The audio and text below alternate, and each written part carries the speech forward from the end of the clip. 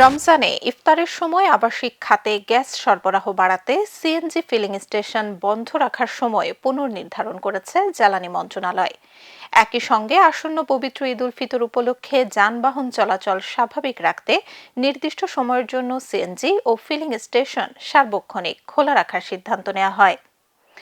শুক্রবার বিদ্যুৎ, জ্বালানি ও খনিজ সম্পদ মন্ত্রণালয়ের জ্বালানি ও খনিজ সম্পদ বিভাগ থেকে জারি করা এক প্রজ্ঞাপনে এসব তথ্য জানানো হয়।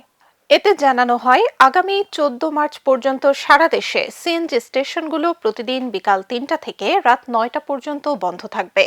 এর ফলে আগে সন্ধ্যা 6টা থেকে রাত 9টা পর্যন্ত যে 3 ঘন্টা বন্ধ ছিল তা বাড়িয়ে মোট 6 ঘন্টা করা হলো।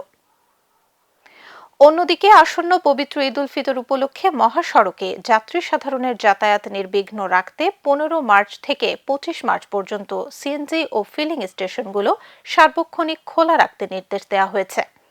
এছাড়া ঈদ পরবর্তী সময়ে অর্থাৎ 26 মার্চ থেকে পুনরায় আগের নিয়ম অনুযায়ী প্রতিদিন সন্ধ্যা 6টা থেকে রাত 9টা পর্যন্ত সিএনজি স্টেশন বন্ধ থাকবে।